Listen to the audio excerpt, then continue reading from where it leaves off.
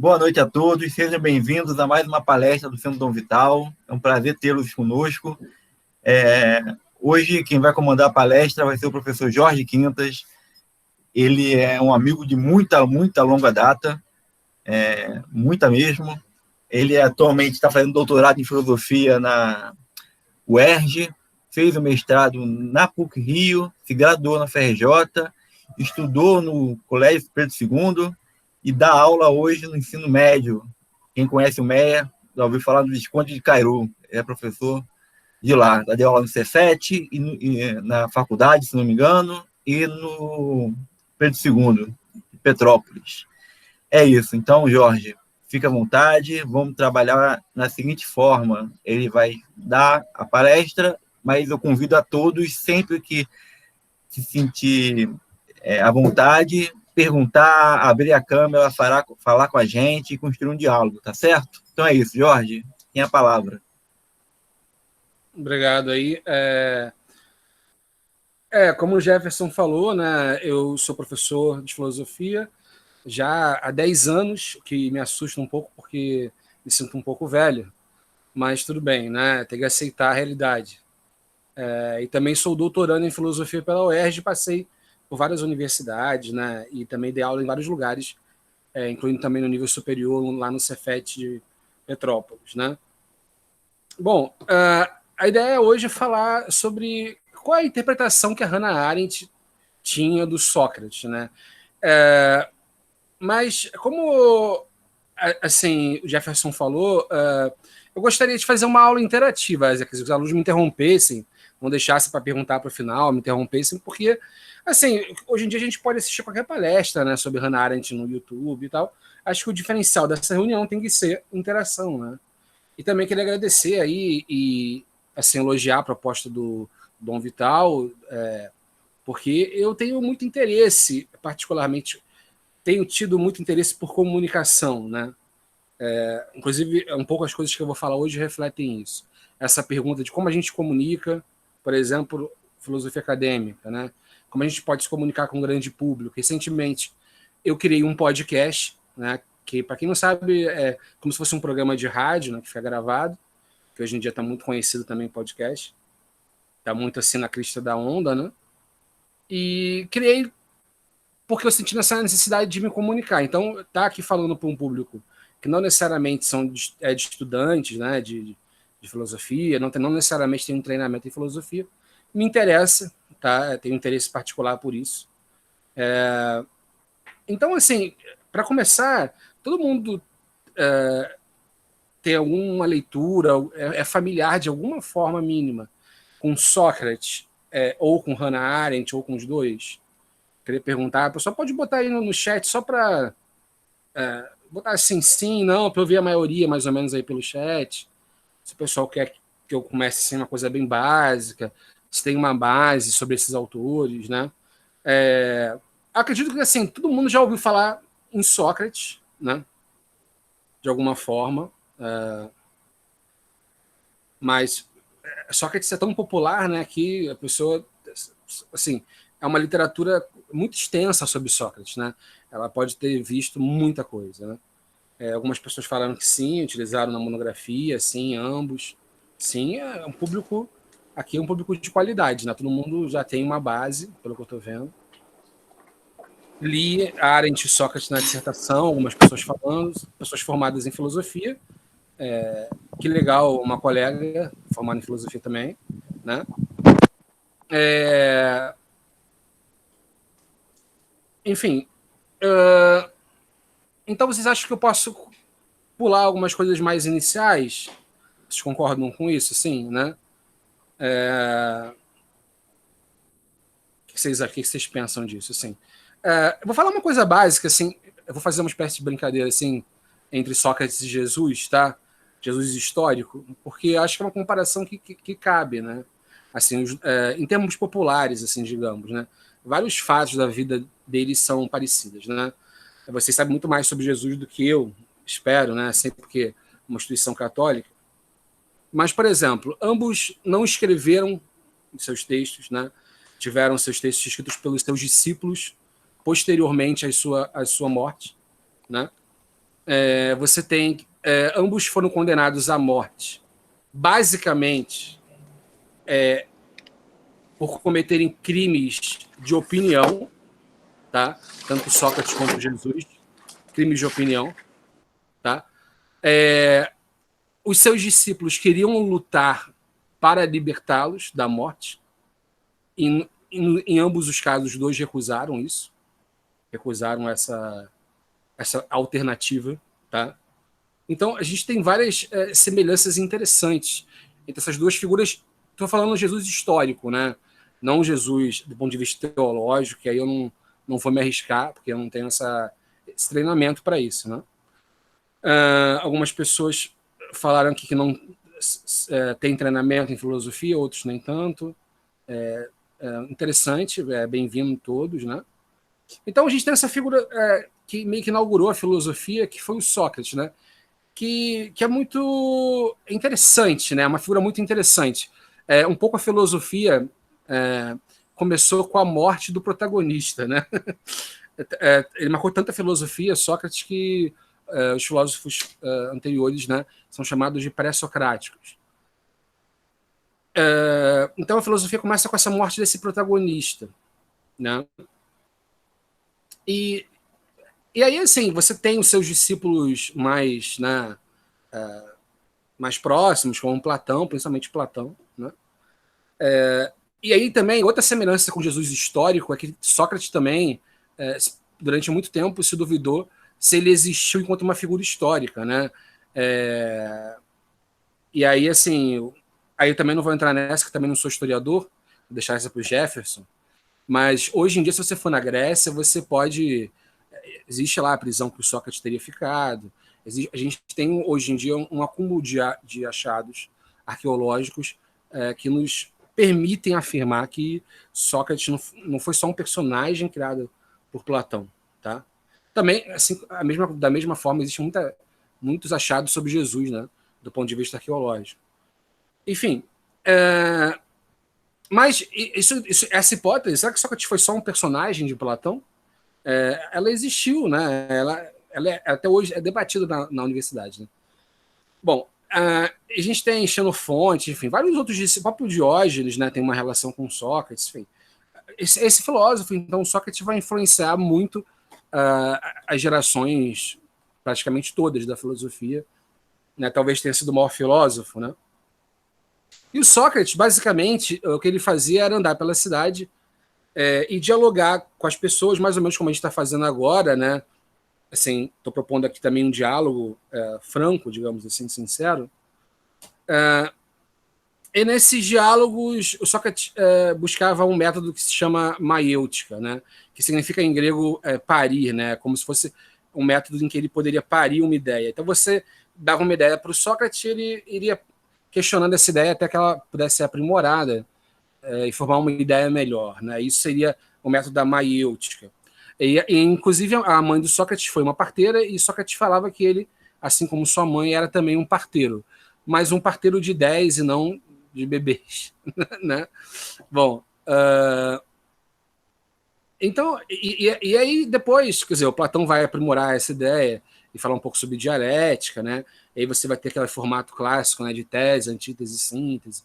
Mas basicamente esses diálogos que o Sócrates tinha com os cidadãos da polis grega, das cidades gregas, né, especialmente Atenas, era um diálogo em que ele Sócrates estimulava o cidadão a pensar por si mesmo, né?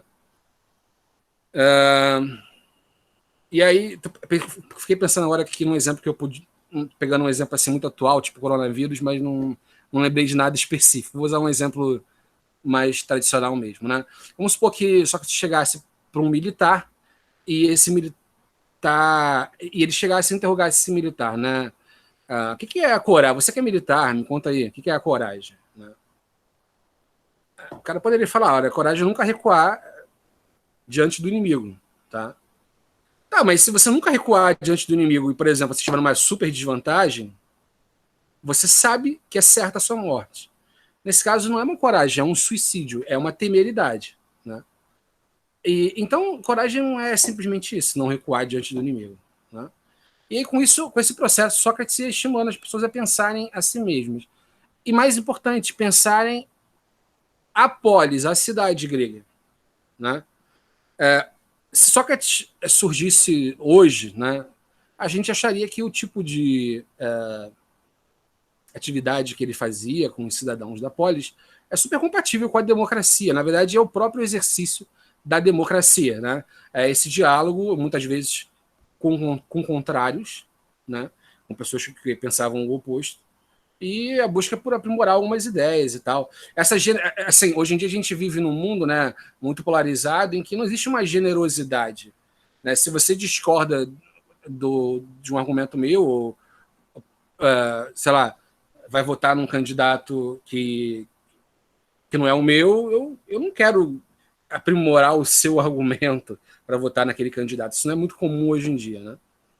Mas na época do Sócrates, isso era muito comum. Mas esse exercício do Sócrates, portanto, é muito parecido com o que hoje a gente chamaria de democracia. Mas que, incrivelmente, né, contraditoriamente, na verdade, se chocou com a democracia da época que condenou Sócrates. Né? A democracia grega era corrompida, né, pelo aplauso fácil, né, pela superficialidade. Né? E aí Sócrates é condenado, né, por não acreditar nos deuses e corromper a juventude, e ele fala aquela frase na Apologia de Sócrates, né, que é o texto do Platão, que é uma frase enigmática, quando está resolvido já que ele vai ser condenado, a beber a cicuta, né, se matar, ele fala que eu vou para a morte, vós para a vida. Quem tem o melhor destino ninguém sabe a não ser os deuses. Né? Ele é acusado de não acreditar nos deuses, mas fala em Deus, em divino, naquele momento ali. Né? Bom, então, por mais que ele Sócrates, de alguma maneira, tivesse feito ao longo da sua carreira, né, um exercício da liberdade de expressão como forma de filosofia, a democracia não aceitou muito bem a existência dele, assim, né? E, bom, e a Hannah Arendt? O que a Hannah Arendt tem a ver com isso, pessoal? A Hannah Arendt, ela, assim como outros filósofos contemporâneos, né, ela vai se debruçar nesses filósofos gregos e buscar reinterpretar esses filósofos, né? E aí tem toda uma disputa na filosofia, né? Uma disputa assim entre vertentes que se importam muito mais com a história da filosofia. Então, por exemplo, um filósofo hoje que é um platônico, né? Ele vai recusar com muita facilidade essas interpretações contemporâneas de, por exemplo, Jaspers, Heidegger, Hegel, né? Hegel aí já na transição aí entre moderno e contemporâneo, e mesmo da Hannah Arendt, né? Então, o que esses filósofos contemporâneos queriam não era simplesmente fazer uma história da filosofia, não é escrever um livro de especialista sobre Sócrates ou sobre Platão, mas, de alguma maneira, a partir desses filósofos gregos, tomar eles como uma inspiração para construir novos conceitos, né? Pensando na filosofia como essa construção de novos conceitos. Até aqui tudo bem? Deu para entender mais ou menos o contexto do Sócrates? Sim, pessoal? Ou não? A Hannah Arendt, acho que é uma filósofa um pouco mais desconhecida, né? Claro. Só que é o filósofo mais famoso. Está falando do Pelé, Pelé da filosofia. Bom, ela é justamente uma mulher, né? Que começou a fazer filosofia com uma das mulheres. Quando foi permitido às mulheres fazer filosofia, né? Quando foi permitido às mulheres terem profissões, né? Que é basicamente aí mais ou menos metade do século XX, né? Um pouquinho antes, no caso dela. Ela, desde criança, sabia grego e latim. Ela era um gênio, né? Assim, não tem outra palavra para ela. Só que ela tinha uma grande desvantagem na Alemanha. Na época, ela era judia, né? E na época, e o momento em que ela se torna madura intelectualmente, né? É o momento justamente que se confunde mais ou menos com a ascensão do nazismo, né? E ela vai ter que fugir da Alemanha. Ela chegou a ficar presa na França, né?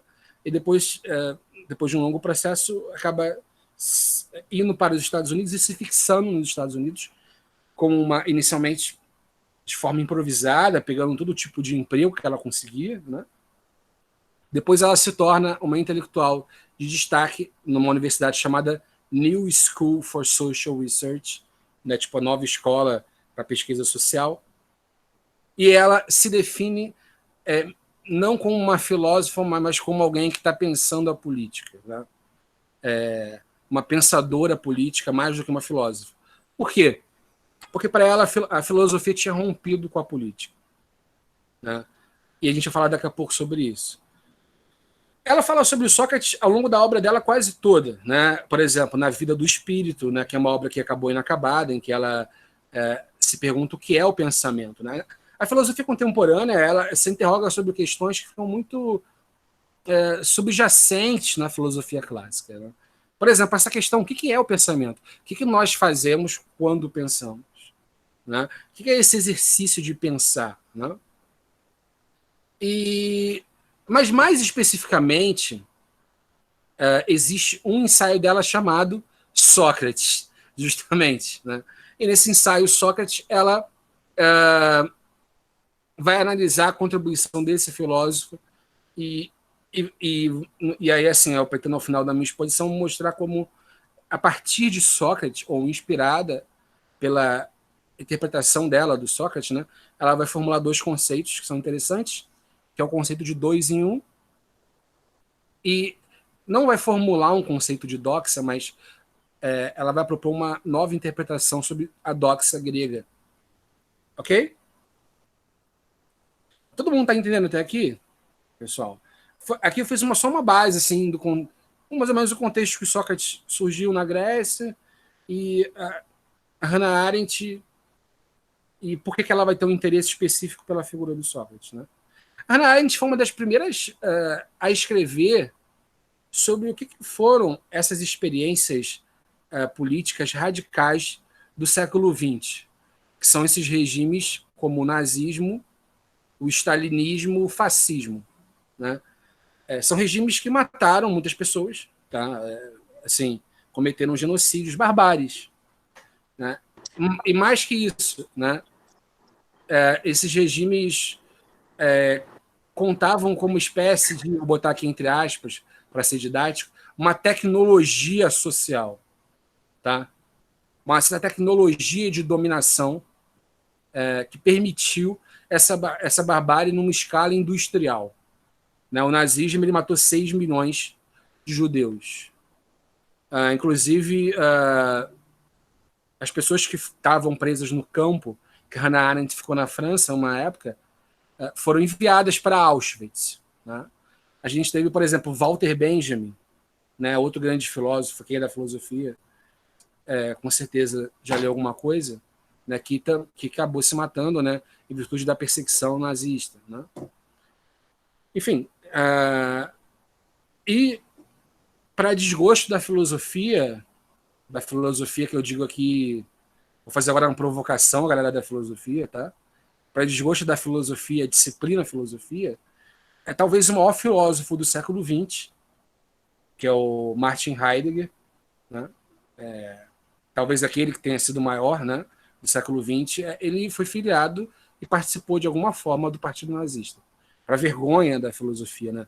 A filosofia leva essa vergonha. Claro que algumas vertentes vão dizer que o maior filósofo do século XX foi o Wittgenstein, né? Mas, para mim, por exemplo, foi o Heidegger. Né? A gente vai ter que lidar com essa contradição que ter o maior filósofo como membro do partido nazista, não só isso, né? Como se tivesse uma carteirinha simplesmente, mas alguém que se beneficiou da ascensão nazista ao poder. A Hannah Arendt, ela foi aluna, né, do Heidegger, e ela teve um envolvimento amoroso com ele, e foi extremamente impactada por ele intelectualmente. E, obviamente, a adesão dele ao nazismo, ainda que a gente possa questionar e relativizar em que medida se deu essa adesão, vai causar um grande impacto nela. Tá? Bom, veja bem, pessoal, como eu falei no início, até aqui alguma coisa que vocês querem colocar?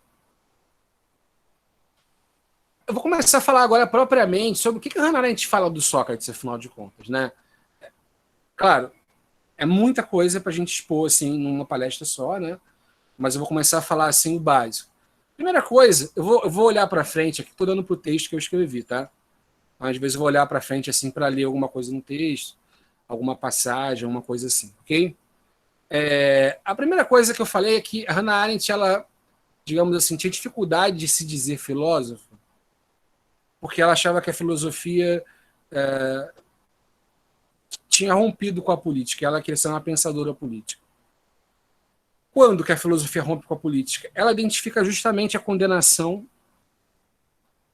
e a morte do Sócrates. Esse momento em que, de alguma maneira, a democracia, entre aspas, né, grega, condena e desiste do Sócrates, faz com que o próprio Platão afaste a filosofia da política. Né? Espero que todo mundo saiba, mas senão eu vou falar agora rapidamente, só que por que eu falei democracia entre aspas, né? Porque na Grécia, lembrando, a gente fala que a Grécia é o berço da democracia, que era esse lugar maravilhoso, e eu sou uma dessas pessoas que acha que os gregos eram melhores que todo mundo. Desculpa, pessoal decolonial e tal. Mas essa democracia grega era muito entre aspas, né? Afinal de contas. A mulher não tinha nenhuma participação na vida pública, e isso vai ter uma importância para Hannah Arendt, como a gente vai ver. O escravo também não tinha, né? Que era uma parcela grande da população. E o pobre também, aquele que não tivesse nenhum tipo de bem, que vivesse, digamos assim, pela sua subsistência, não participava também. Né? Era uma democracia de pouca quantidade, quer dizer, poucos podiam participar, eram cidadãos, mas aqueles que participavam, se eles tivessem habilidade, ela era uma democracia de quantidade, quer dizer, de qualidade. Né? Ela não é de quantidade, mas é de qualidade. Aqueles poucos que participavam podiam ter uma interferência maior do que nós temos hoje na nossa democracia. No máximo, a gente vota num deputado que pode nos representar ou pode fazer o oposto do que ele falou durante a campanha. Né? Alguém falou, citou aqui a dieta grega, né? Até a civilização grega, todos os aspectos é interessante, né? Não é só a filosofia, né? Mas, bom, quando o Sócrates é assassinado pela democracia, na verdade, né? Que é isso, essa interpretação correta, o que o Platão fez? Academia. Que ao invés de fazer filosofia na praça, como o Sócrates fazia, né, você ia para a praça e perguntava para a pessoa, e aí, tudo bem, não sei o quê? O que é o belo? O que é o bem? Né? Quando o Platão bota uma academia, faz uma academia, quer dizer, bota um muro e fecha a filosofia nos muros de uma academia, né? Isso para Hannah Arendt tem um significado. É como se o Platão estivesse separando a filosofia da cidade. E, portanto, a política da filosofia. Né? Porque a política é algo, daí vem o próprio nome, né? Política, polis, é algo que se faz na cidade. A política, para Hannah Arendt, é sempre um diálogo, né? Entre diferentes concepções. É uma espécie de se lançar na pluralidade. Né? Eu estava vendo outro dia uma palestra que alguém falava assim, não, temos que nos levantar por nós mesmos e levantar-se só. Né? Essa expressão levantar-se só, eu fiquei pensando. Bom, para Hannah Arendt não tem um levantar-se só. Nós vamos nos levantar, por exemplo, vamos superar o coronavírus em conjunto, tá? Porque nós vivemos numa pluralidade, um mundo é plural. Nós habitamos esse mundo juntos. É isso que é tão difícil para as pessoas entenderem. Né? E por isso elas geralmente negam a política, né? Ou negam a dimensão política da ciência, da arte, etc. Nós habitamos esse mundo juntos. Né? É isso que o nosso vizinho que está fazendo festa nesse momento, enquanto tem gente morrendo, não está entendendo. Né? É isso que o vizinho do churrascão do Covid não entendeu. Né? Minha vizinha aqui fazendo um churrasco, né? E eu com meu nariz de palhaço em casa. Né? A gente está botando nariz de palhaço, a gente nunca botou tanto nariz de palhaço quanto nesse ano. Né? Mas é melhor ser palhaço do que outras coisas. Né? Vamos lá. Então, é como se o Platão associasse a política à violência, né, para Hannah Arendt. Por isso que ele acha que a filosofia não tem que ser feita no contexto político da polis, mas cercada numa academia. a polis ela passou a ameaçar o filósofo, a ameaçar duplamente. Não só a vida do filósofo passou a ser ameaçada, como o legado do filósofo.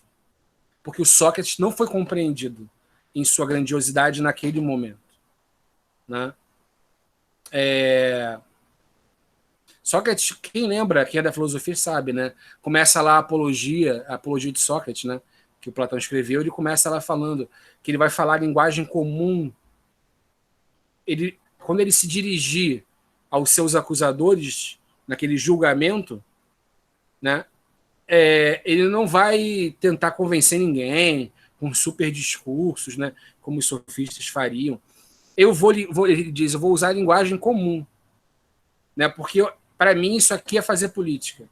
A política é feita na linguagem comum, né? E por isso que depois a Hannah Arendt vai dizer na Condição Humana que a dificuldade que se tem hoje com a ciência, porque a ciência ela se tornou tão assim matematizada, né? Tão técnica, que ela é feita numa linguagem para iniciados, né? Então, questões científicas que têm consequências políticas não podem ser pensadas politicamente. Ela propõe uma politização da ciência, mas não nesse sentido como existe hoje. Sei lá, como, por exemplo, o atual presidente vai defender um remédio, e quem toma um remédio é de esquerda, quem não toma é de direita. Não é isso, politizar a ciência, mas é pensar nas consequências sociais dos avanços científicos. Por exemplo, a bomba atômica, né? A bomba atômica, ela tem consequências sociais. Uma vez que ela foi feita, ela não pode ser desfeita. E a gente tem hoje uma tecnologia que nenhuma outra geração teve na história da humanidade. A gente pode destruir todo o planeta. Na Idade Média, ninguém podia fazer isso. Mas a gente fez essa bomba e criou essa mudança social sem pensar sobre essas reais consequências, né? A gente não politizou no bom sentido aí a bomba atômica, né? Bom, então, outra característica... Então, assim, o filósofo Sócrates, ele é o modelo do filósofo cidadão para Hannah Arendt, porque ele não pregava uma filosofia como um guru num monte, né? Uma filosofia para ele só, nem para iniciados, como Platão, né? Que, como eu falei novamente, ao criar uma academia, como se Platão falasse que associa a política à violência, né? O próprio Platão sofre violência, né? É escravizado em certo momento, por tentar aplicar suas ideias políticas. Bom,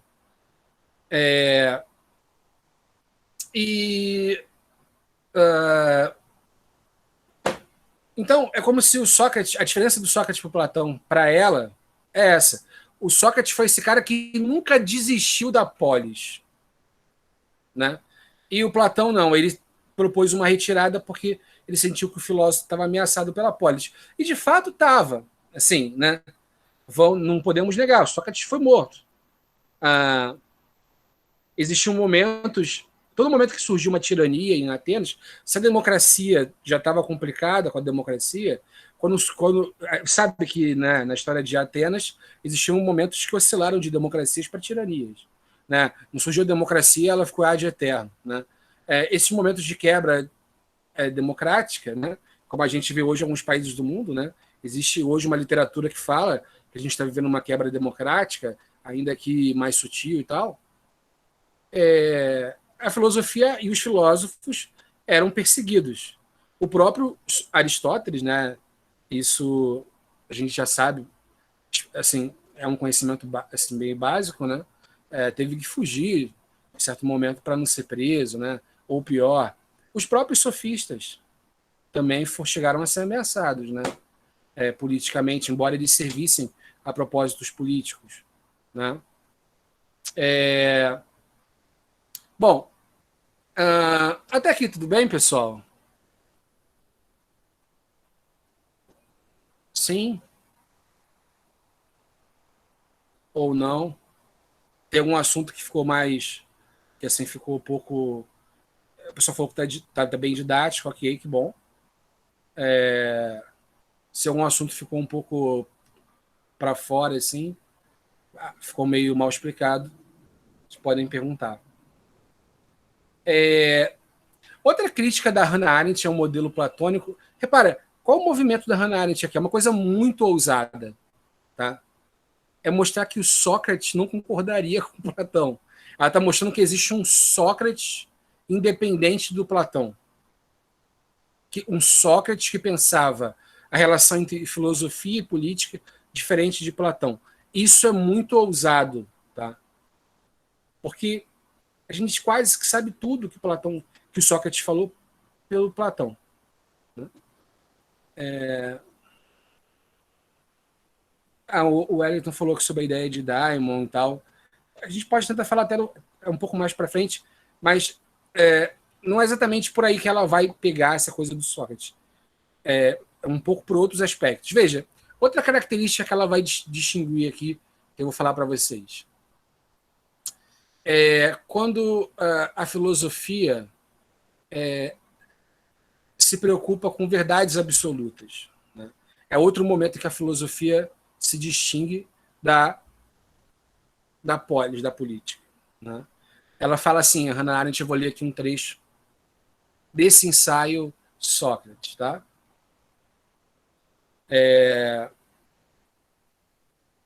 A filosofia, a preocupação com a verdade à margem dos assuntos humanos e não o amor pelo belo, que por toda parte se fazia representar na polis, nas estátuas e na poesia, na música e nos Jogos Olímpicos, levavam seus adeptos para fora da polis e os tornavam inaptos para ela. A Hannah Arendt, ela desconfia que o grande problema da polis com a filosofia, no fundo, é que a polis desconfiava que a filosofia tornaria o cidadão inapto, porque ele se preocuparia só com a verdade absoluta, conceitos abstratos, e não com conceitos que são significativos para a polis grega, como belo, tá? A aparência. Né? Ela está querendo resgatar aí uma filosofia da aparência. Então, é como se a filosofia fosse, assim, a figura do filósofo, ela fosse confundida erroneamente pelos cidadãos da polis com uma figura de um sófos. Não de um filósofo, mas de um sófos. O sófos seria o sábio. Aquele sábio que fala uma coisa... É o cara que fala coisa por mera erudição. Tá? Mas que não tem nenhuma utilidade, digamos assim. E são sófos. Bom, a filosofia... A Hannah Arendt, ela vai propor um modo de reinterpretar uma palavra grega chamada doxa, que eu posso escrever aqui para vocês. Ó. Doxa. Tá? Essa palavra a gente geralmente aprende que ela significa opinião ou senso comum e opõe doxa a episteme. Tá? Então, o conhecimento da doxa seria aquele conhecimento que a gente sabe por costume, por tradição. Tá? Se estiver frio, é melhor levar um casaco, sei lá. Né? E a episteme, né, é aquele conhecimento que a gente sabe de alguma maneira está fundamentado na ciência, daí vem a palavra epistemologia, etc. Só que doxa, como toda palavra grega, como logos, por exemplo, né, como patos, tem vários significados diferentes e em contextos, e o contexto vai dizer tudo. Né? E aqui provavelmente alguém sabe mais grego que eu. Né? Se tem, por exemplo, alguém que está lendo a Bíblia em grego, sabe bastante coisa sobre isso. Né? Tem até o rapaz que citou Daimon. Né? Um dos significados de doxa é aparecer. Tá? Então, quando eu, digamos assim, mostro a minha doxa na cidade, quando eu vou lá e dou uma opinião, mas mais do que isso, eu vou aparecer, vou brilhar. Isso, no contexto da polis grega, é fazer política. Tá? Então, por exemplo, vamos pegar um exemplo nosso aqui, que pode ser um pouco estranho, mas vamos lá. Um dilema hoje. A gente deve voltar à aula às crianças, né? Vamos pegar as crianças. As crianças devem voltar para o colégio? Esse é um dilema hoje, atual, né? É um dilema político-social, tá?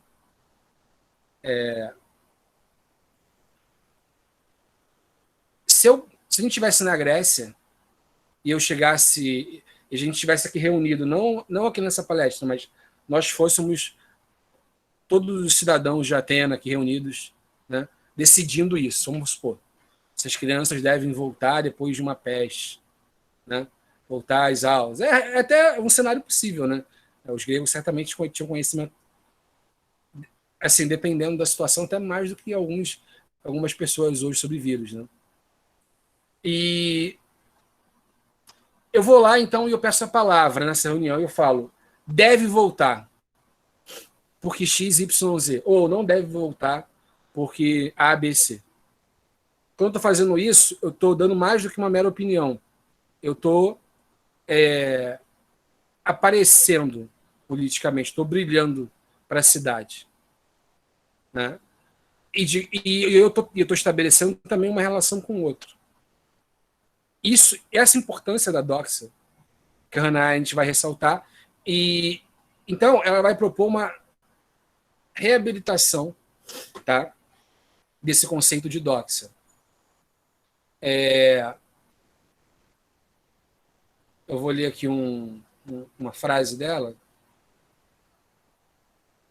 Ela fala assim: a doxa não era uma ilusão subjetiva, nem uma distorção arbitrária, mas aquilo que é verdade, do ponto de vista político, invariavelmente aderia.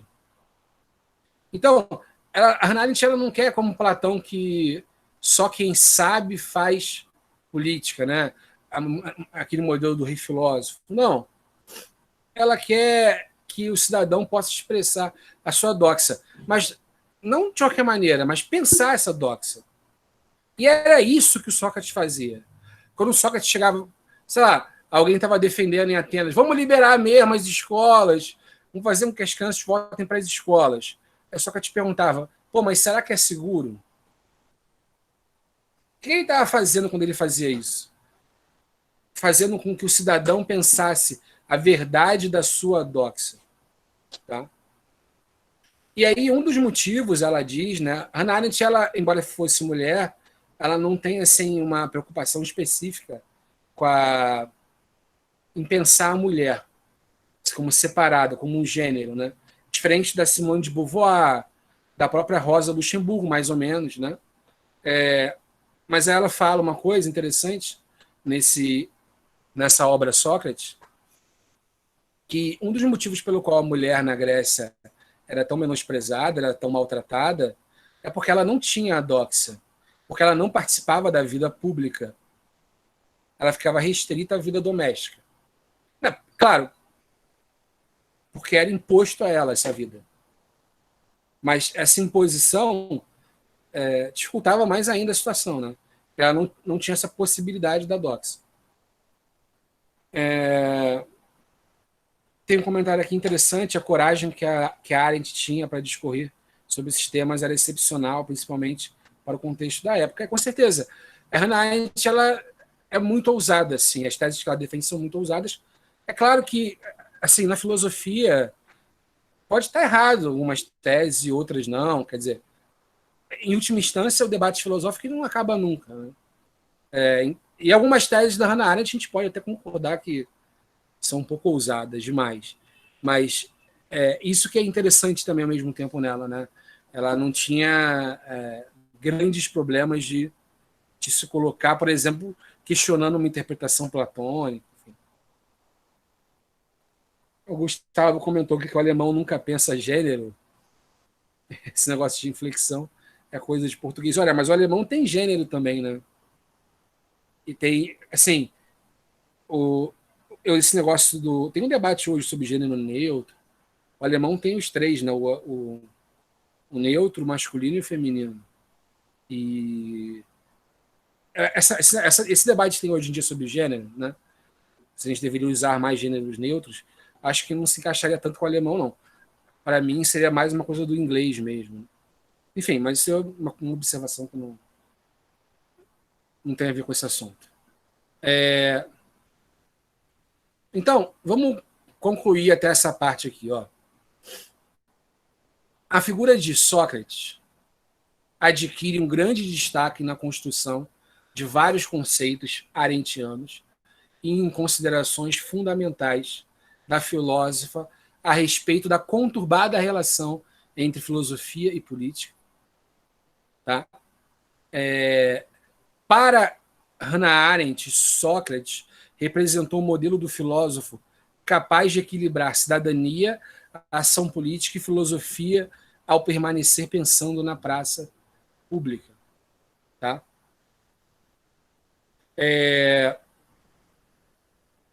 E aí é interessante a gente pensar também no contexto de hoje, né? Que a gente tem hoje, qual o contexto que a gente tem hoje? A universidade inacessível para muita gente, né?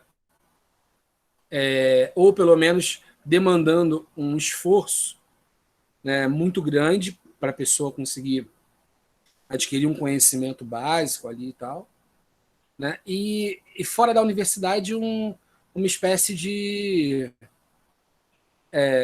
vale tudo, né, nas redes sociais, de mentiras, fake news, etc. Né? Certamente o modelo... A Hannah Arendt ela participou dos debates públicos da época dela. Né? Ela, quando o Eichmann, por exemplo, foi um dos carrascos nazistas responsáveis pelo Holocausto, foi capturado pelos israelenses, enviado, né, para ser julgado. A Hannah Arendt vai e acompanha o julgamento e escreve o livro Eichmann em Jerusalém. Ela está respondendo aos desafios do tempo dela. Então, ela defende um modelo de intelectual que seja capaz de responder esses desafios. A gente não tem muito isso, né? Tem um intelectual preso na universidade, às vezes a pessoa que faz um vale tudo fora da universidade, né? Quer dizer, torna a coisa muito pulverizada, muito pasteurizada, né?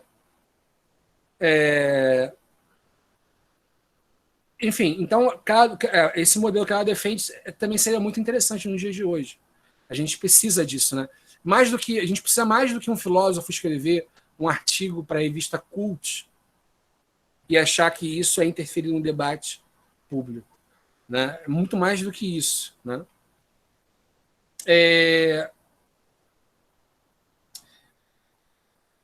Esse movimento da Hannah Arendt com a doxa, tá? É um movimento retórico. Veja bem, a retórica, pessoal, para quem nunca pensou nisso e tal, retórica basicamente significa tudo que... Todo discurso é um discurso que tem algum nível de retórica, né, que pretende convencer alguém de algo. Por exemplo, segundo Aristóteles, a retórica é o que ele chama de antístrofos da dialética, né? É o correlativo da dialética, né? E ele diz, Aristóteles, tá? Na retórica, os homens se ocupam de questões mais ou menos ligadas ao conhecimento comum que não corresponde a nenhuma ciência em particular. De fato, todas as pessoas, de alguma maneira, participam de uma ou da outra, pois todas elas tentam, em certa medida, questionar, sustentar um argumento, defender-se ou acusar. Então, ao defender esse debate político, Hannah Arendt está defendendo uma forma de retórica. É importante que fique claro isso, e é uma retórica ligada a esse movimento da doxa. Tá? Porque a retórica também é um conceito que foi muito demonizado, e ele foi recuperado na filosofia contemporânea. Né? Hoje em dia, muita gente, por exemplo, fala sobre retórica ligada à educação, né? Como é importante para o aluno aprender métodos retóricos, aprender como argumentar, né? Por causa do Platão, a gente vê a retórica como uma coisa muito negativa, assim, como que a retórica seria o campo mais do sofista do que do filósofo, né? Aí a gente lembra do Gorgias, que escreveu o Elogio de Helena, né? No Elogio de Helena, que Gorgias é um famoso sofista, no elogio de Helena, o Gorgias escolhe a pessoa mais odiada da Grécia, que é a Helena, responsável, né, na verdade, entre aspas, né, pela guerra de Troia, né, por essa guerra. E vai defender a Helena para mostrar como ele é bom com as palavras, né? Como ele é bom orador, né? E todo esse movimento do Gorgias faz com que a retórica, ou esse ato de querer convencer alguém de algo que é próprio da política, se tornasse demonizado como uma coisa desonesta. Mas não, né? Todo, na verdade, o discurso é retórico. O Aristóteles foi responsável por resgatar um pouco esse modelo retórico que estava desgastado com Platão, e a Hannah Arendt ela está dentro desse movimento, digamos assim. Tá? A gente, só para terminar a história do Gorgias, né, ele escolhe a Helena para defender, que fugiu com Paris para Troia, né, e foi o bode expiatório da guerra de Troia, e ele vai defendendo ela daquela forma, né, falando que, bom, se ela fugiu com Paris porque ela estava apaixonada por ele, então ela não tem culpa. Se ela fugiu porque ela foi raptada, ela não tem culpa. Se os deuses quiseram isso, aí também ela não tem culpa. Né? E por aí vai. E quando se você lê, eu fiz essa experiência fácil, né, todo ano, com os meus alunos. Se você lê o elogio de Helena, tá? Assim, dando uma boa vontade, sem uma coisa defensiva, assim, querendo acreditar, digamos, esforçando, o Gorgias te convence 100% que a Helena era inocente. Né? E ele termina o elogio de Helena falando: tudo isso é uma brincadeira, para mim é um jogo. Né? Mas, então, assim, a retórica ela pode ser utilizada assim. Os romanos, né, os grandes retóricos romanos já vão falar numa retórica ligada à ética. Não, o retórico tem que ser um homem bom e tal. Né? Mas o que defende, por exemplo, Aristóteles é que não é uma questão de ser bom ou ser mal, querer te enganar ou não querer te enganar. Todo discurso vai ter um nível de retórica. Tá? Bom, pessoal, alguma pergunta até aqui? Vocês querem colocar alguma coisa? Só confirmar aqui quanto tempo eu tenho.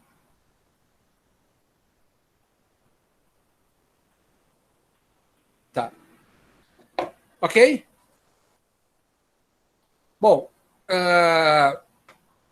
outra definição do Aristóteles de retórica. Entendemos por retórica a capacidade de descobrir o que é adequado a cada caso com o fim de persuadir. Esta não é seguramente a função de nenhuma outra arte. Tá? Então, utilizar a retórica na política não é uma coisa que deve ser demonizada, tanto para Aristóteles quanto para Hannah Arendt. O que fazia o Sócrates? Ele agia como um orador. Na verdade, ela fala que o Sócrates nada mais é do que um sofista. Outra frase dela impactante. Né? Ele e o sofista é a mesma coisa ali. Né? Estavam argumentando de alguma forma ali aquela coisa. Vou falar um pouquinho mais sobre a palavra doxa, que alguém citou o Perelman, né? Sim, o Perelman revela que a retórica não é só uma teoria da argumentação, né? Com certeza. Perelman foi um dos caras que reabilitou a retórica, né? Bom, hoje em dia existe um movimento, por exemplo, para reabilitar a metafísica. Sofreu muito desde Kant, né? Vem sofrendo um baque atrás do outro. Eu vou falar um pouquinho mais sobre esse conceito de doxa para fixar essa interpretação. A palavra doxa, diz a Hannah Arendt, significa não apenas opinião, como eu falei, mas esplendor e fama. Como tal, ela está relacionada à esfera política, que é a esfera pública, na qual todo mundo pode aparecer e mostrar quem é. Tá? Olha que interessante, né? Na política a gente mostra quem a gente é. Parece por aí hoje, mas tudo bem. Afirmar a própria opinião fazia parte de ser capaz de mostrar-se, ser visto e ouvido pelos demais. Este era, para os gregos, o grande privilégio da vida pública, e que faltava na privacidade da vida doméstica, que vai faltar às mulheres. Como eu falei, porque era imposto a elas essa falta. Né? E aí, vou continuar aqui com a Hannah Arendt, né? Citando o texto dela.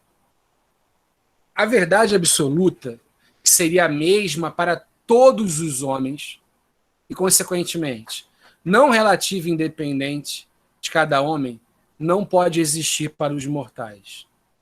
Para os mortais, o importante é tornar verdadeira a doxa, que se revela de um modo que não se revela a nenhum outro, a não ser lhe perguntando e assim aprendendo a sua doxa. Dessa forma absolutamente ambígua, o oráculo de Delfos distinguiu Sócrates como o mais sábio de todos os homens, porque ele havia aceitado as limitações da verdade para os mortais, as limitações impostas pela do quem aparência, e porque, ao mesmo tempo, ele, ao contrário dos sofistas agora, havia descoberto que a doxa não era ilusão subjetiva nem distorção arbitrária, mas aquilo a que a verdade invariavelmente aderia.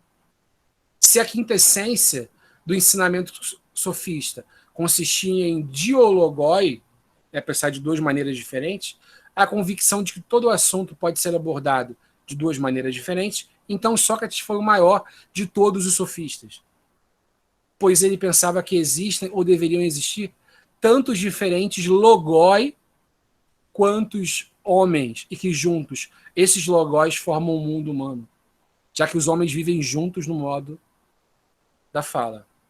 Tá? Então, o Sócrates aqui, ele não acreditava que a doxa era só uma ilusão, mas era um modo de pensar desse homem próprio da política. E que isso diferenciava dos sofistas.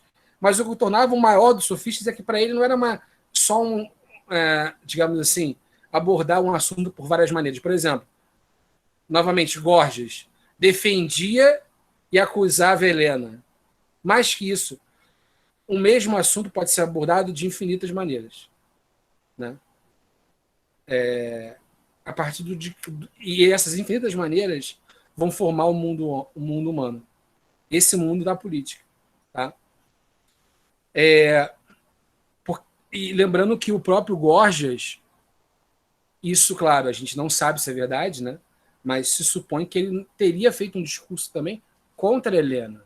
Não só o elogio de Helena, que não chegou às nossas mãos. Né?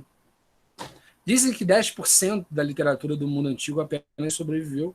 Não sei se essa fonte é confiável, se esse número é confiável, mas, de qualquer maneira, é algo bem pequeno que sobreviveu dos sofistas, por exemplo.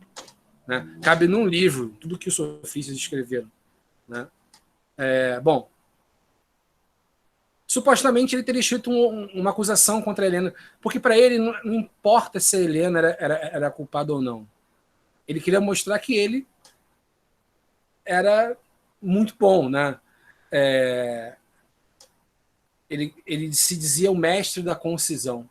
O elogio de Helena é pequeno, né? Coisa de 7, 8 páginas. Gorgias era o mestre da concisão. Em 5 páginas ele te convencia de qualquer coisa. Tá?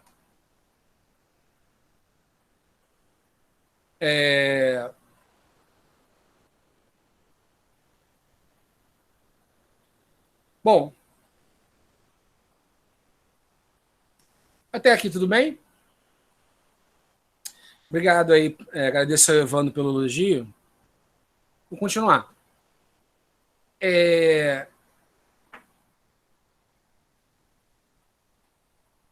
Tem uma palavra aqui interessante, né, que aqueles que são familiares com a filosofia grega ou com a Grécia pensaram quando eu li esse trecho aqui, que é a palavra mortal. Né? A verdade absoluta não poderia existir para os mortais. Olha que interessante. Né? Os gregos, eles não se diziam, em primeiro lugar, homens, mas, em primeiro lugar, mortais. Isso é uma diferença muito grande do modo de pensar cristão, por exemplo, do modo de pensar grego. E eu sempre falo isso com os alunos porque eu acho que ajuda eles a entrarem um pouco na mente dos gregos, que é essencial para a gente compreender, tá, um pouco a filosofia grega, né?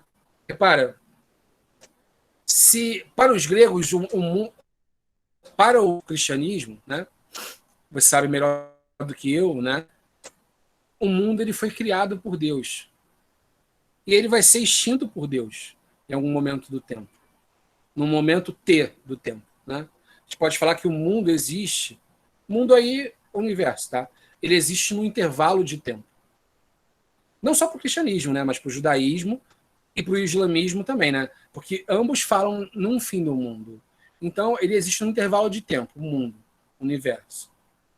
E a alma humana, ela é imortal, dada por Deus. Repara, isso é o contrário do pensamento grego. Para o pensamento grego, o mundo, o universo, ele não foi criado, ele sempre existiu. Tá? Claro, ele existia enquanto um caos, né? Se você comparar as mitologias gregas com a africana e outras, são muito parecidas, né? Até a chinesa, muitas mitologias falam que não teve um início, teve um caos, era um caos que se organizou, que se reorganizou e tal.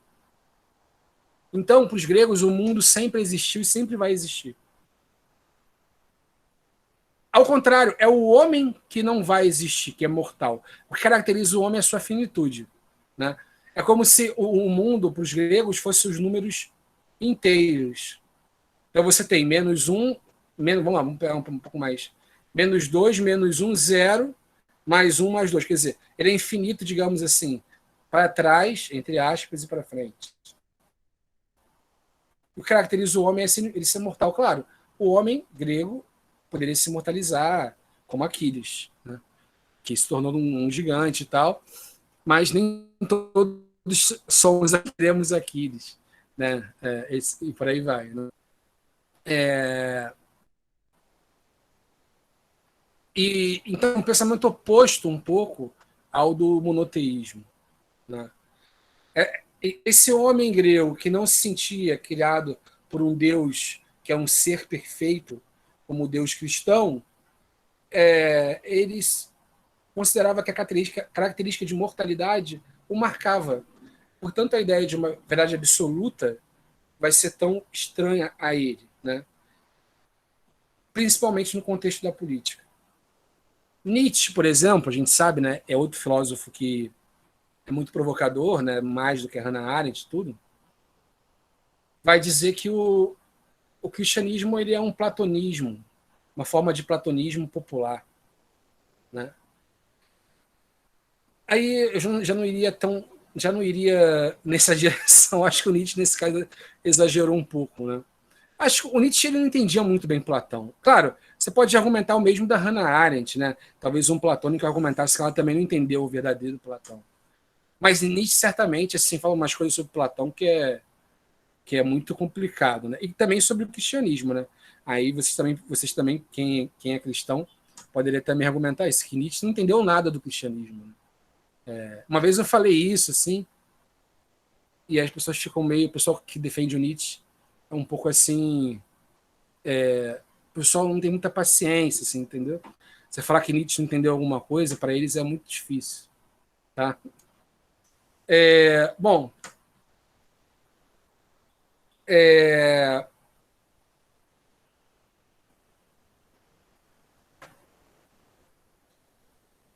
O fato de que cada um tem sua doxa, digamos assim, né? Digamos, diz respeito ao fato de que o mundo se abre para cada pessoa de uma maneira diferente. Tá? Estou lendo aqui um autor chamado Pocente. Ela diz respeito ao fato de que o mundo se abre para cada pessoa de uma maneira diferente, de acordo com a sua posição. E que, precisamente, essa perspectiva múltipla, como uma colocação em comum do doxai, abre a todos nós um horizonte da realidade como objetividade. É somente dentro desse horizonte que se pressupõe a relação e a comunicação, e questões como a verdade podem surgir. A crítica de uma opinião não pode ser obra de um aventureiro solitário, de alguém que abandona a caverna das relações humanas para cruzar o céu das ideias como uma paisagem sem coisas ou homens, né? Então, essa ideia de que, por exemplo, que é muito clássica de certas divisões iluministas, de que vai surgir uma elite ilustrada e vai ensinar para as pessoas, digamos assim, verdades absolutas, elas vão aderir, né? Está sendo criticada aqui, né, por esse conceito da Hannah Arendt, né? E para fechar em uma frase essa parte, Sócrates, diz Hannah Arendt, queria tornar a cidade mais verdadeira, ajudando cada cidadão a parir, ele que é o parteiro, suas próprias verdades. Tá? Ou algo mais humilde, trazer o cidadão ao debate. Isso já é muita coisa. Né? Parir uma verdade é uma coisa muito mais forte. Né? Trazer o cidadão ao debate. Não existe o cidadão no debate hoje, por exemplo, no mundo atual. Né? Essa briga que a gente vê de ideológica, política, é um debate. Né? Não tem uma sinceridade, uma postura de um debate real. Né? Por exemplo, aqueles que viram o debate presidencial norte-americano. Não é um debate, né? Uma baixaria total, uma troca de acusações, né? Uma coisa meio complicada ali, né? Vou falar sobre um outro conceito da Hannah Arendt, que é o de dois em um. Tá? Outra coisa que ela criou, digamos, inspirada por Sócrates. Né? Veja bem, quando a Hannah Arendt foi enviada para cobrir o julgamento do Eichmann, né? O que se esperava dela?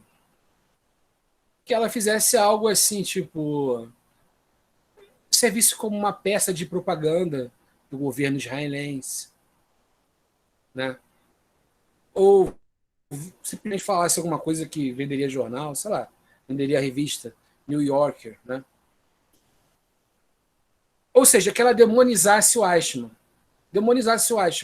como um mega nazistão monstruoso e tal, e isso faria com que, né, fosse interessante para todo mundo, para Israel, fazer a propaganda e tal. Mas ela, como filósofa, foi para lá para pensar a verdade, custe o que custar, né? Doa quem doer, né? E ela vai mostrar que o Eichmann não era um. Oi? É,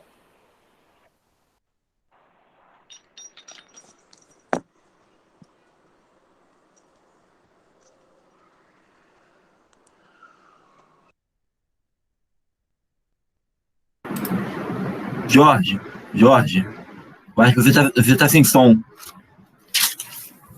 Ativa o seu som.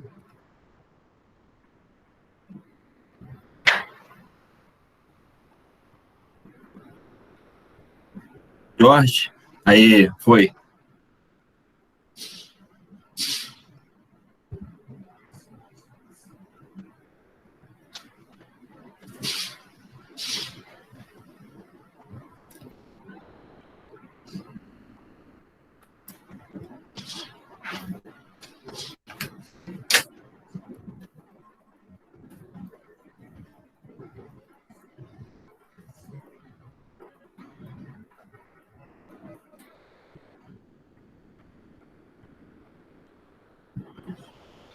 voltou agora?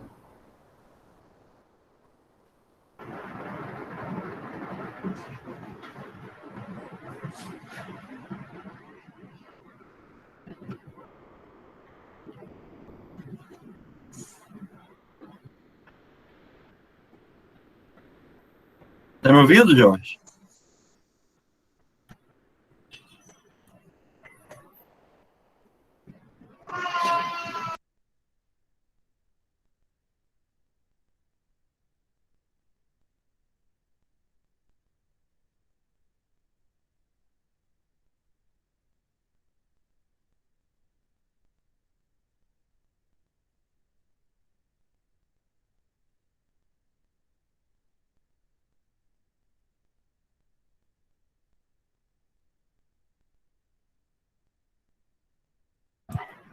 Vocês estão me ouvindo, gente? Alguém está me ouvindo aí? Olá, tá me ouvindo? Ótimo. Não Voltou? marizou. Não Tá. marizou, não marizou. Ele pediu para eu sair e voltar. Veja, o que a Hannah Arendt fala sobre o Eichmann é que o Eichmann ele se tornou uma espécie de peça de uma engrenagem dentro do nazismo, né? Com isso, ela não quer, digamos assim, isentar ele da responsabilidade que ele teve, mas dizer que o que ele fazia, ele conhecia, mas ele não pensava. O pensamento para Hannah Arendt é uma coisa que não. A reflexão, o pensamento, é uma coisa que nem todo mundo faz o tempo inteiro. Tá? Então, o que o sistema nazista, autoritário, totalitarismo nazista fez foi impedir cada vez mais que seus cidadãos pensassem. Né? Eles abdicaram, digamos, do seu pensamento, da sua liberdade, em troca de se tornarem uma peça de uma engrenagem, né? Como se fosse... tem um filme Metrópolis, né? Do Fritz Lang, né? Aquela cena do início do Metrópolis que o cara fica mexendo a peça de engrenagem, assim, né?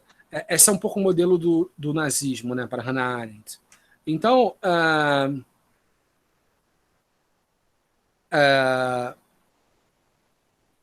o que caracteriza, então, o pensamento para ela? O que caracteriza o pensamento? O Eichmann não pensava, ele só conhecia as coisas. Né? Ele sabia o que estava fazendo, mas ele não estava refletindo. Né? A novidade desses regimes como o nazista foi essa. Esse regime ele não precisou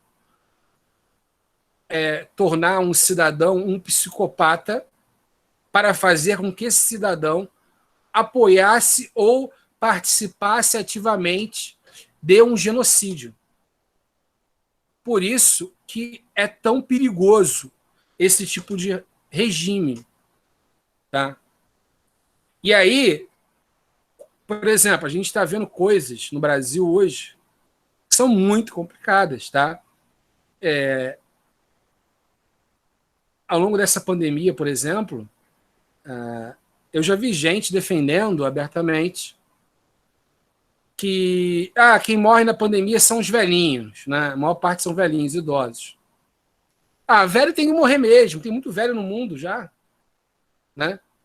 Essa normalização de algumas atitudes de barbárie fazem com que o Brasil hoje, né, seja um lugar que está, na minha opinião, tá, agora, pessoal, pronto para abraçar uma forma de autoritarismo dessa. O cidadão comum brasileiro, às vezes, parece pronto para defender a barbárie. Tá? E não é preciso que exista um golpe militar, o Bolsonaro fique uma bandeira com a suástica e diga a partir de agora é nazismo. Né? Não é preciso isso, porque o nazismo ele vai se caracterizar, e também stalinismo e outras formas de governos desse tipo, totalitárias, elas vão se caracterizar por um acúmulo de condições, né, desse tipo de condição que permite com que as pessoas basicamente embarquem nisso. Né?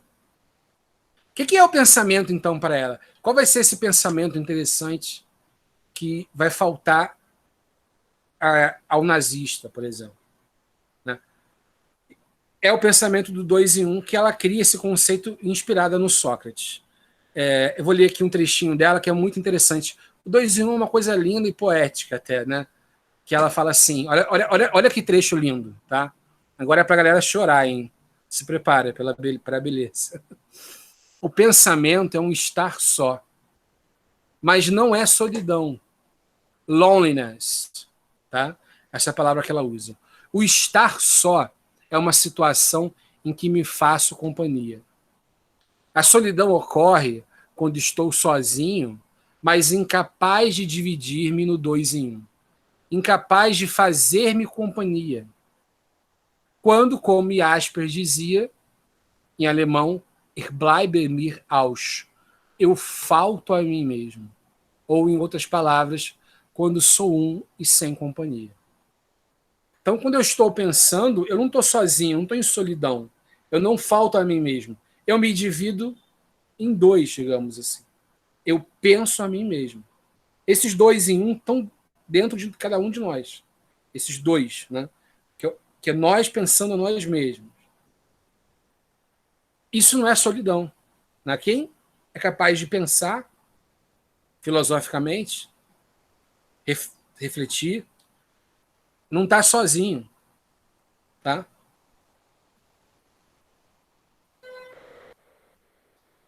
E aí ela continua afirmando, Hannah Arendt, além do mais, nos momentos dedicados ao diálogo da solidão, estritamente só comigo mesma, portanto, não estou totalmente separado dessa pluralidade que é o mundo dos homens, e que chamamos, em seu sentido mais geral, de humanidade.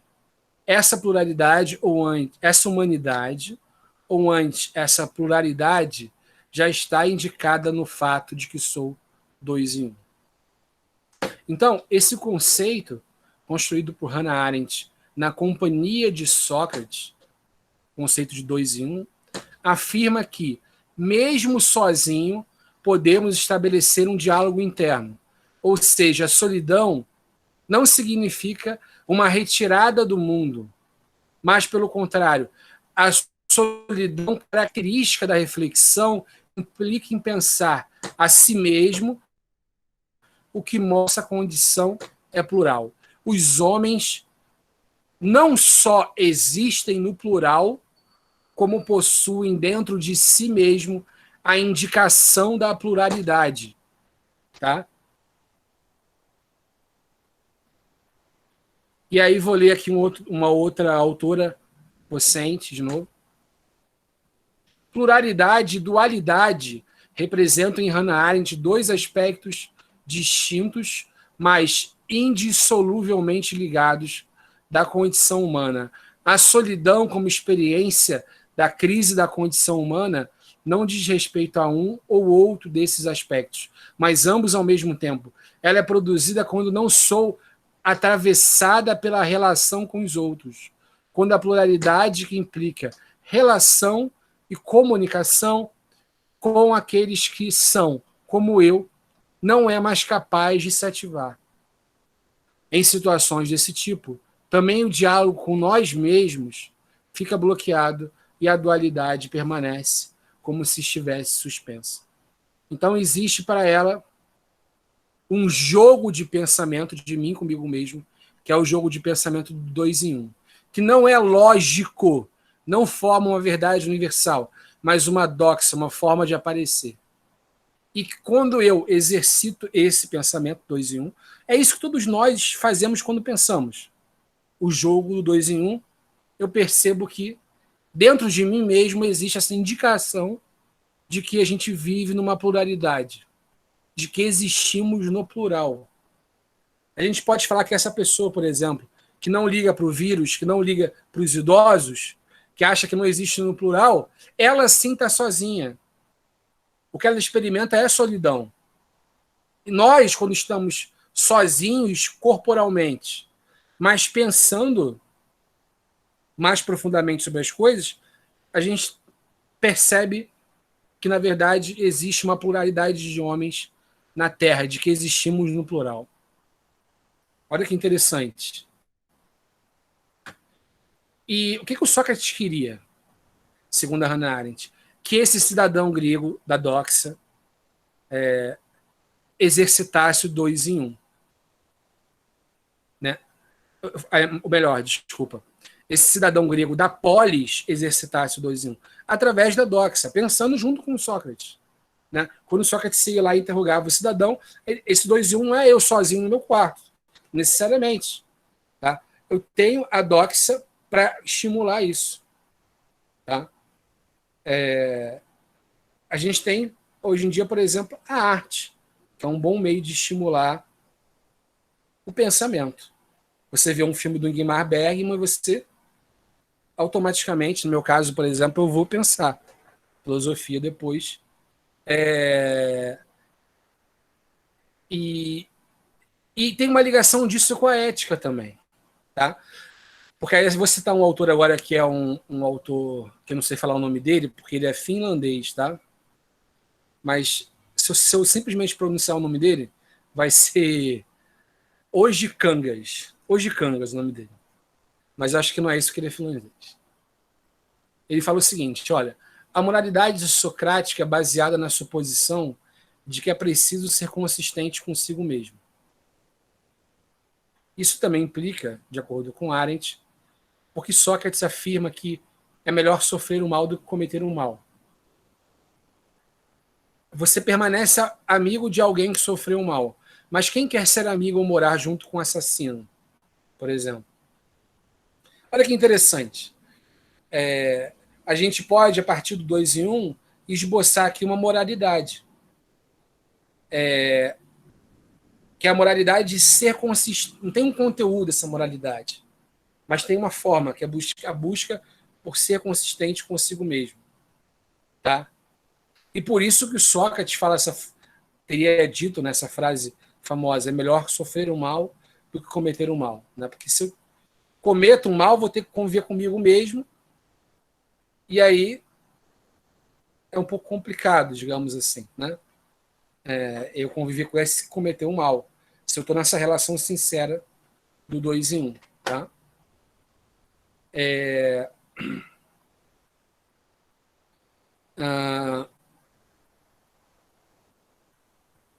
Dessa forma, e eu vou fechar com essa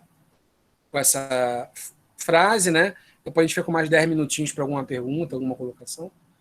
Dessa forma, podemos concluir que Arendt defende, no artigo Sócrates, uma retórica da doxa contra um modelo platônico das ideias. E que essa retórica tem como base o conceito de 2 em 1, que é atravessado na filosofia arendtiana pela consideração de que existe uma relação indissociável entre a pluralidade, que é o campo da política, e a dualidade, que é o campo do pensamento. É isso, pessoal.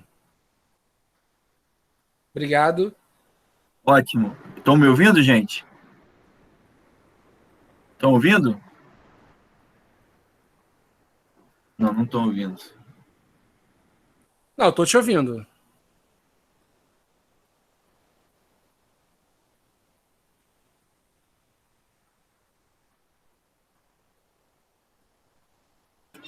Olá, estão me ouvindo agora?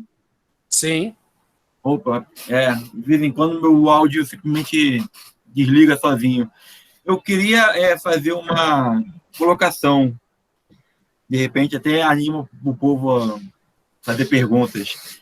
Jorge, a relação com o outro, esse tema, é um tema que ultimamente tem me chamado a atenção, né? Martin Buber fala disso, o Ratzinger trata disso quando fala de Deus, enfim, o Roger Scruton falou disso, o Levinas, eu acho que fala disso também. Eu queria fazer o seguinte, para Arendt, o doxa, ela é a forma ideal de relação com o outro? Ela é a forma ou é uma das formas da relação com o outro? Tá? Essa é uma pergunta. Qual é o papel da doxa em um convívio social? A segunda colocação, eu poderia dizer para Arendt, a frase do Descartes, podia ser mudada para penso logo, não estou sozinho?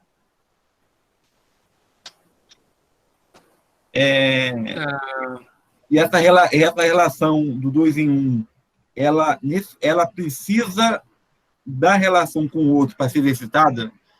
O 2 em 1 ele não existe se você não tiver um lugar social, uma relação com o próximo. Acho que é isso que eu queria falar. Ok, ótimas perguntas. Assim, sim, existe uma relação entre a doxa e a alteridade, né? Mas eu não diria que é uma forma ideal de relação com o outro. Mas é a forma de relação com o outro que a gente tem pública, né, no espaço público. Um pouco assim, se eu tivesse que responder numa frase, assim, né? A grande questão da Hannah Arendt é que a política é inevitável. Isso que a gente acha tão chato, que a gente também reduz a política à questão partidária, que é um saco mesmo, né? A gente está vendo os candidatos aí a vereadores, um pior do que o outro. Né? O Brasil já teve Jorge Amado, um dos maiores escritores da língua portuguesa, como parlamentar, né? A gente tem um parlamentar hoje, um pior do que o outro. Mas a política é inevitável. E na política, eu vou estabelecer uma relação privilegiada com o outro. A partir dessa experiência da doxa, o Sócrates se jogava na alteridade, mas não só ele. Permitia que a cidade a cidade se pensasse, digamos assim, em todas as direções possíveis. Né? Um cara pensasse o outro, pensasse a cidade, pensasse a parte e o todo. Né? E a democracia ateniense, fajuta como era, não aceitou muito bem essa proposta do Sócrates. Né?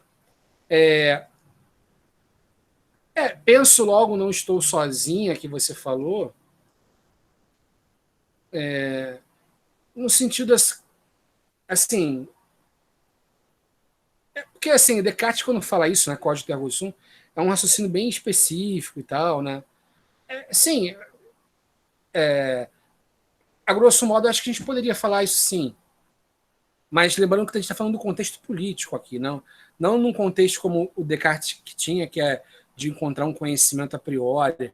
A Hannah Arendt, ela não está partindo de um modelo fechado de homem, por exemplo, como Descartes, de um homem como uma união entre uma substância pensante e extensa. Está partindo de uma condição humana que é a pluralidade. A condição humana é a pluralidade e o próprio pensamento ele é uma indicação dessa pluralidade. E aí você falou uma outra que era sobre... tem uma outra que você falou que eu acho que eu não respondi. Também não... Eu falei... acho que foi sobre a questão do 2 em 1. O doxa e o 2 em 1 acho que são interligados, uma coisa desse tipo. Você não só consegue exercitar o 2 em 1 se você tiver uma relação. Se você tiver... 2 em 1 não existe, por exemplo, uma pessoa isolada, um cidadão isolado do mundo. O 2 em 1 dele é delimitado. Uma figura hipotética, o homem da caverna. Será que o 2 em 1 dele... Sim, acho que está vazando algum áudio aí. Mas, sim, existe uma relação total entre o doxa e o 2 em 1. Né?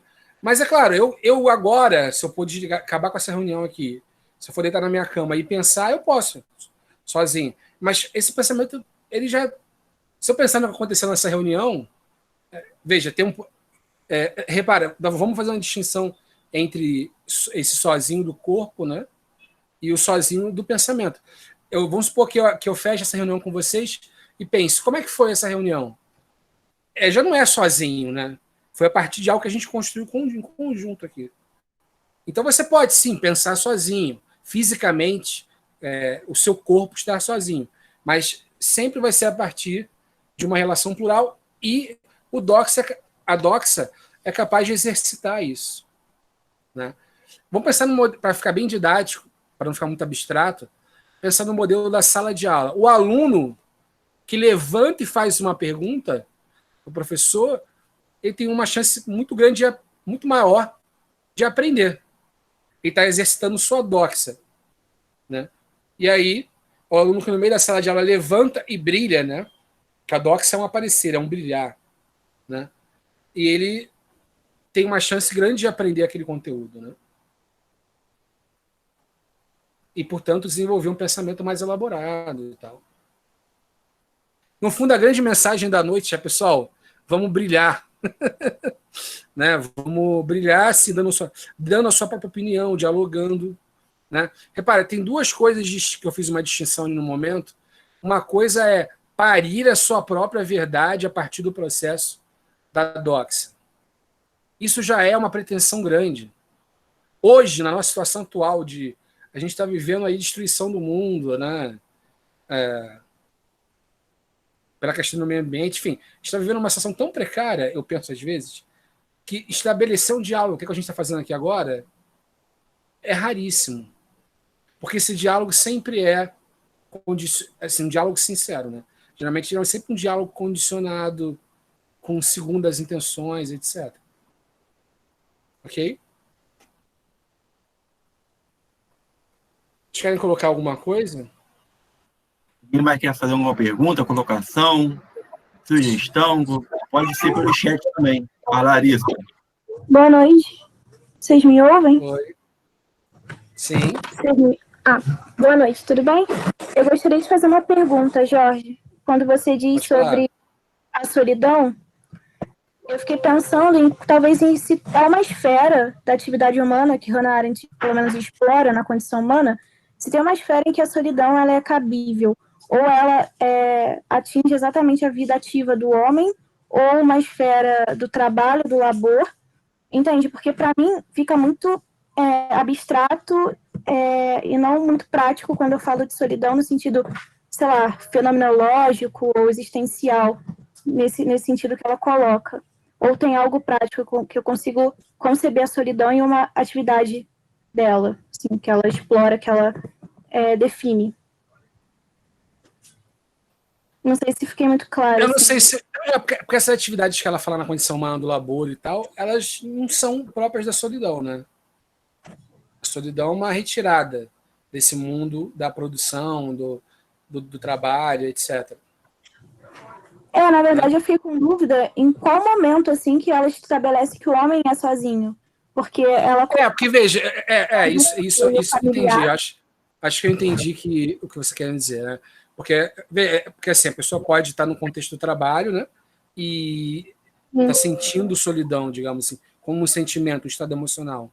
Não, mas a solidão aqui que eu tô pensando é uma coisa diferente do mero estado de solidão emocional, né? Seria uma coisa maior, seria essa ausência do pensamento, né? Um momento em que você não estabelece um diálogo com você mesmo. Seria mais do que um mero sentir-se só, entendeu? Por exemplo, o nazista, considerando em uma palavra, o nazista como alguém que poderia cometer um genocídio contra 6 milhões de pessoas, ele vive a solidão. Ele não estabelece um diálogo com ele mesmo. Não que isso não significa que ele não é responsável pelo crime que ele cometeu. Tá? Entendi. Então, por exemplo, é nessa esfera que entra a violência no âmbito político. Um apolítico no político, né? Esse paradoxo o tempo todo. Pois é. Claro, existe violência em vários outros contextos também, mas essa violência forte, autoritária, né? Ela pressupõe isso, a não pensamento e, portanto, a solidão. Tem uma frase interessante do Nietzsche, tá? Que ele fala assim quando eu conhecia a filosofia de Spinoza, a minha solidão se transformou numa dualidão. Né? Ele faz uma brincadeira com a palavra. Né? Uma solidão de dois. Que é um pouco estranho, né? É como se ao conhecer a filosofia de Spinoza, portanto, segundo ele mesmo, ele teria uma semelhança com a filosofia dele, né? Então, ele se sentiria sozinho, mas com o Spinoza, pelo menos. É como se ele compartilhasse a solidão dele. Ele não anularia a solidão do pensamento, mas compartilhasse de alguma forma essa solidão, né? Acho que está aí um bom tema também, né? Assim, para a gente pensar assim, solidão para a filosofia, né? É um bom tema para pesquisar a partir de vários filósofos. Seria um tema interessante também. Talvez o amor seja isso, né? Arriscando muito aqui, porque a gente pensa muito no amor como o fim da solidão, né? Mas talvez seja uma solidão compartilhada, né? Porque essa condição humana de estar jogado na existência, né? Nesse absurdo da existência, como dizia o Sartre, ela permanece, né? Mesmo no relacionamento, né? Aqui fica só uma coisa que eu estou pensando agora, uma especulação. Entendi. Muito obrigada. Obrigado a você.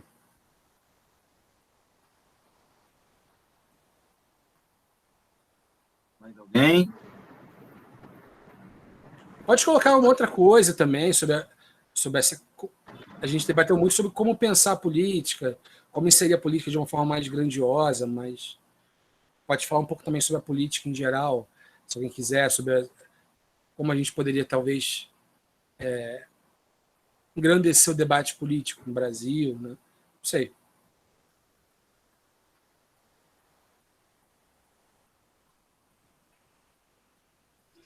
Eu gostaria de falar, Opa, pode falar.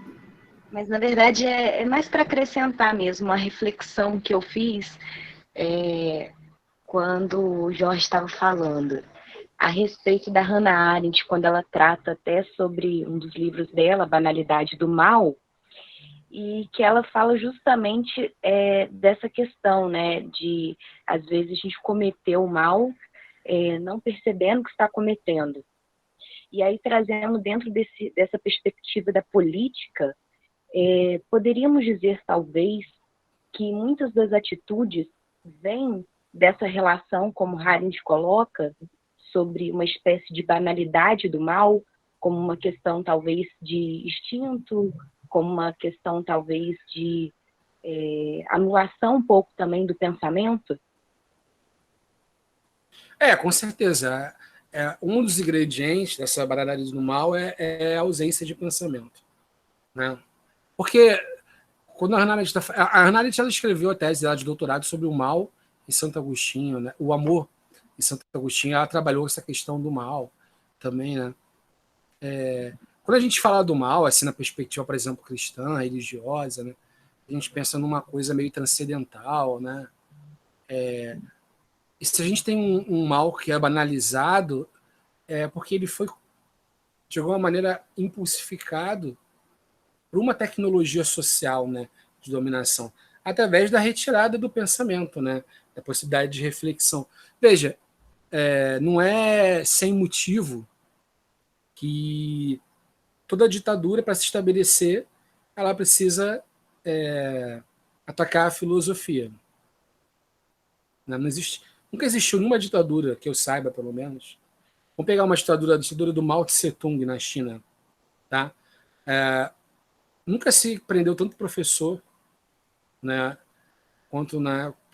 Quer dizer, estou falando assim, de maneira assim, exagerada, né? Não sei se é verdade isso, assim, por números, né? Mas o Mao Tse-tung prendia muito professor, né? Porque o professor ele está ligado à liberdade de expressão, à própria atitude filosófica, né? O professor ele debate as coisas.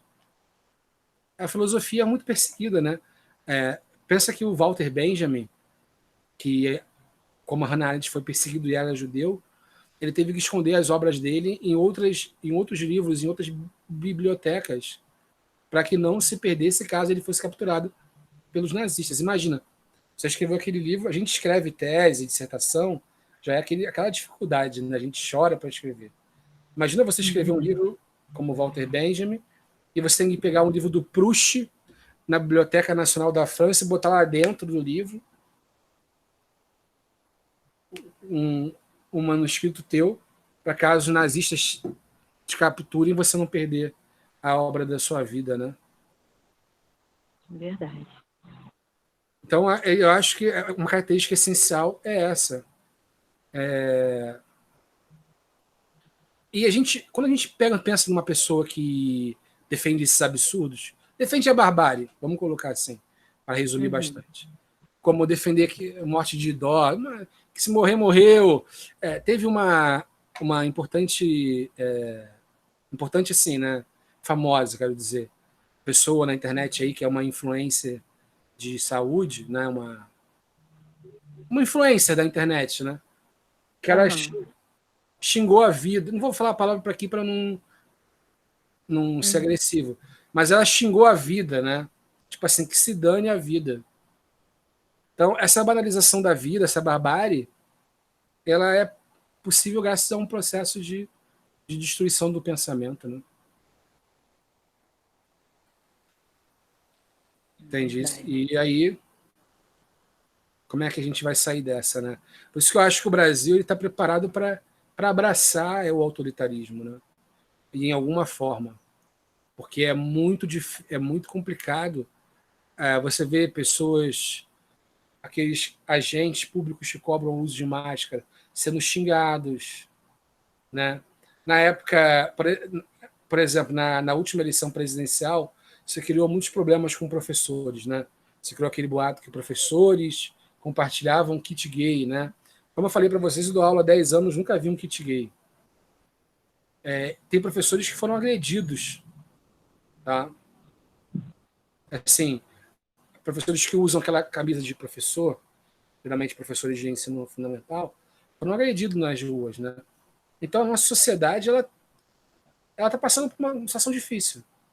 Não é, quando você tem muito ódio, né? É difícil você... Como é que você vai conseguir, assim, restabelecer o diálogo, né? Restabelecer esse diálogo da doxa do Sócrates? Você imagina eu chegando numa reunião, numa manifestação, por exemplo, política, hoje tentando estabelecer um diálogo, tentando parir alguma coisa, né, no sentido grego, uma verdade de alguém ali? Eu não consigo imaginar. É complicado mesmo. Engraçado que você estava falando aí dos livros, eu estava pensando até aqui do Stefan Zweig, né, que de Petrópolis. O Stefan também passou por isso, né? Muito contam também do suicídio dele, que foi por causa dessa perseguição. Eu já fui na casa dele aí de Petrópolis, né? A casa, ela mostra a contribuição de imigrantes judeus, né? Que vieram perseguidos pelo nazista para o Brasil, para a construção do Brasil. É o contrário do que a gente pensa hoje, né? A gente, que eu digo, não eu, você, mas assim, do que popularmente está na internet. Tem que barrar o imigrante, que o imigrante tinha emprego, né? Isso tem muito nos Estados Unidos, claro, porque aqui não tem emprego nem para o brasileiro, né? Mas, assim, pelo contrário, cara, o imigrante, ele às vezes ajuda a levantar um país, né? Sim, enriquece, traz cultura, traz diversas questões diferentes, econômica, social, política, ajuda o crescimento. Com certeza.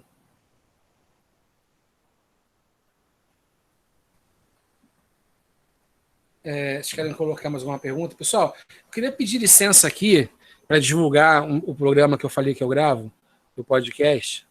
Vou escrever aqui o endereço, o site dele. Lá eu entrevisto todo tipo de pessoa, desde acadêmicos até artistas. Assim, basicamente é totalmente livre, assim, o programa. Então já entrevistei, por exemplo, um padre, um pastor, um budista. Isso ficar no campo da religião, mas outros campos também. Já entrevistei feministas, ou professores mais tradicionais, né? Enfim, acho que para quem quer, acho que pode ser interessante. Esse aí é o site. Ou só você colocar Quintas Cash, que é meu nome, né? Jorge Quintas no Facebook, no Google, o primeiro site que aparecer vai ser esse. Ou no Spotify, para quem tem Spotify. Jorge. Fala. Assim, acho que até para ir para o encerramento, uma perguntinha que eu acho que é interessante para a gente fechar até. Você disse que a Arendt ela quer reabilitar a doxa, né? E como é que a gente reabilita a doxa? Ela dá alguma pista? O que é o processo de reabilitação social da doxa? Consegue pensar sobre isso? Consegue pensar sobre isso? Eu acho que assim, acho que não existe uma fórmula assim, né, para isso, assim. Mas um dos aspectos, para começar a pensar isso, seria politizar, no bom sentido, alguns aspectos da vida social. Como eu falei, politizar no mau sentido é dizer que quem é de direita toma cloroquina, quem é de esquerda toma tubaína. O presidente falou outro dia, né? Não, um remédio ele vai servir ou não de acordo com o médico, não é de acordo com o que a esquerda e a direita.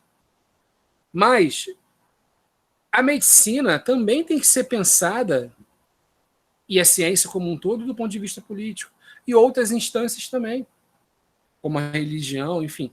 Eu acho que, então, assim, você começar a politizar no bom sentido uma série de debates, de instâncias da vida social, são meios de você começar a construir essas pontes. Claro que é difícil, porque o processo que a gente está vendo é o contrário, né? Um processo, por exemplo, estou com um ar-condicionado muito ruim aqui, mas a gente pensa muitas vezes no processo. Eu acho que assim, a ênfase no individualismo é negativa. O vírus, por exemplo, tá? Que a gente está vivendo, é uma ótima ocasião para a gente pensar essa coisa de que nós vivemos juntos nesse mundo, que a gente tem que se ajudar. Isso aconteceu em alguns momentos, né? A gente viu pessoas, por exemplo, em favelas, criando associações comunitárias para ajudar com doações quem está passando necessidade por causa do vírus, para ajudar levando água, para ajudar levando não sei o quê. As próprias organizações ali, e a pessoa com isso, ela vai também, não é só uma caridade, ela vai pensando a sua realidade ali, né? Então, são oportunidades que a gente tem, que a vida cada vez mais traz, da gente politizar as coisas, né? E a partir daí estabelecer um diálogo entre setores diferentes, né? É muito fácil dialogar com quem já concorda com você, né? Com quem... Então, assim, a gente tem que estabelecer diálogos. Claro, se a pessoa se abre para o diálogo, senão vai ser uma perda de tempo, né? Então, acho que a solução seria um pouco isso, a gente politizar alguns avanços. Sobre a ciência, especificamente, entra aí também tecnologia, né? Saiu um documentário da Netflix há pouco tempo, falando sobre as redes sociais e os danos que as redes sociais causam no cérebro e tal. Está bem famoso, não lembro agora o nome. Alguém pode, de repente, pode até lembrar aí. E saiu um outro livro que virou tipo um best-seller, que é assim, Saia das Redes Sociais, né? Escrito por um cara que era do Vale do Silício, né? Era um desses caras que imaginaram a revolução tecnológica que a gente vive hoje, e ele criticando várias coisas das redes sociais, né? Criticando os impactos que isso tem na nossa vida, ele mostrando que todos os caras poderosos do Google, do Facebook, eles não permitem que os filhos deles entrem no Google, no Facebook, etc. Porque eles sabem que aquilo ali é um vício, como o vício em crack. Para o cérebro, nosso cérebro ele funciona criando esses vícios, né? O próprio vício em junk food, né? Em comida, essas comidas não saudáveis, é comparável hoje por cientistas com vício em drogas, né? Então, assim, a gente pensar, por exemplo, começar a pensar e dialogar e criar um fluxo de contínuo de diálogo realmente poderoso é uma das formas da gente começar a desenvolver essa doxa, fazer com que a pessoa pense em ser coerente, pelo menos. Dilema das redes, alguém falou que é o dilema das redes, documentário, né? A gente vê em outras coisas também, tem gente que defende assim, pode entrar na favela atirando todo mundo, mas essa pessoa, se você perguntar, você gostaria que entrasse atirando na sua casa? A pessoa vai dizer não. Então, se ela tentar estimular que ela, pelo menos, seja coerente consigo mesma. Né? Uma das formas de pensar essa doxa. Então eu penso isso, inclusive, a Hannah Arendt ela valoriza muito a ficção científica, né? Lá no prefácio da Condição Humana, que é um gênero literário que muitas vezes foi considerado inferior, né? Principalmente para os franceses, né? Por quê? Porque a ficção científica ela permite que você especule sobre esses avanços tecnológicos, né? Especule sobre as consequências da ciência e da técnica no mundo, no nosso mundo plural. Entrou agora, recomendo também que vocês vejam, entrou agora na Netflix o filme Blade Runner 2049. Tá? Cara, eles mostram a cidade de São Francisco virando um deserto, né? Uma coisa super assim, um tom meio laranja para a cidade, que há pouco tempo aconteceu igualzinho, de botar na cena do filme de ficção e a cidade real e tava igualzinho ali, né? Cara, como esse filme, o Blade Runner 2049, tem gente que criticou porque tá pegado à obra original, o Blade Runner lá do Ridley Scott. Mas esse filme, Blade Runner 2049, cara, ele coloca várias coisas que podem ser realidade em breve pro nosso mundo, assim. Talvez a gente não pegue, mas nossos descendentes. Tem gente que viu, gostou, tá comentando. Isso, se a gente for privilegiado, a gente vai acabar caindo num Blade Runner. Se a gente não for privilegiado, pode ser pior. Pode ser um Mad Max. Pode ser uma luta por recursos básicos. Uma luta pela sobrevivência por recursos básicos. Se a gente não mudar a atitude em relação à questão do meio ambiente.